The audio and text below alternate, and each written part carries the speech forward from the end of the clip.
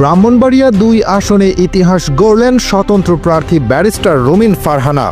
রাজনীতির ময়দানে আজ যেন এক অবিশ্বাস্য গল্প লেখা হলো, যেখানে দলীয় মনোনয়ন না পাওয়া একজন নারী নেতা নিজের শক্তিতে, নিজের বিশ্বাসে, নিজের সাহসে প্রমাণ করে দিলেন, আমি সেরা।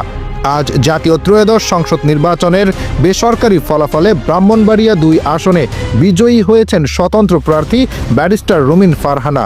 হাঁসমার্কা নিয়ে লড়াই করা এই নারী নেতা অর্ধেকেরও বেশি ভোটের ব্যবধানে জয় লাভ করেছেন, যা সত্যি রাজনৈতিক ইতিহাসে এক অনন্য অধ্যায়।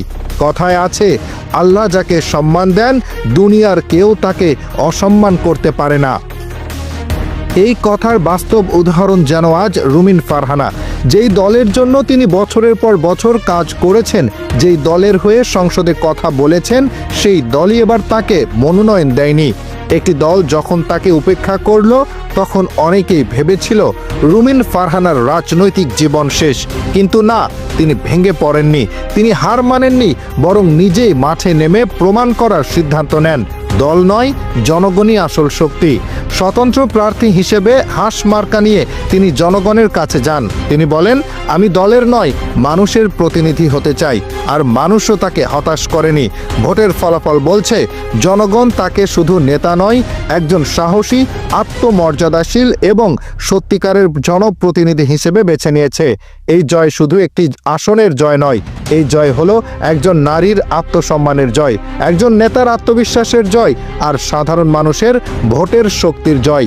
রুমিন ফারহানার এই বিজয় রাজনীতিতে একটি বড় বার্তা দিচ্ছে। দলীয় টিকিট না পেলেও জনগণের ভালোবাসা থাকলে জয় সম্ভব। ক্ষমতার রাজনীতির চেয়েও মানুষের ভালোবাসা বড়।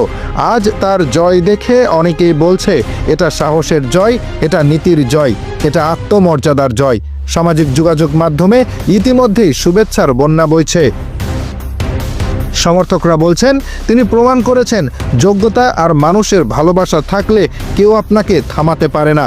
রাজনীতির মাঠে নারী নেতৃত্বের জন্যও এই জয় এক বড় অনুপ্রেরণা। অনেকে বলছে, রুমিন ফারহানার জয় নতুন প্রজন্মের নারীদের রাজনীতিতে সাহস দেবে। সবশেষে বলা যায়, আজ ব্রাহ্মণবাড়িয়া ২ আসনে শুধু একজন নেতা জিতেননি, জিতেছে আত্মসম্মান, জিতেছে সাহস, জিতেছে মানুষের ভোটের শক্তি।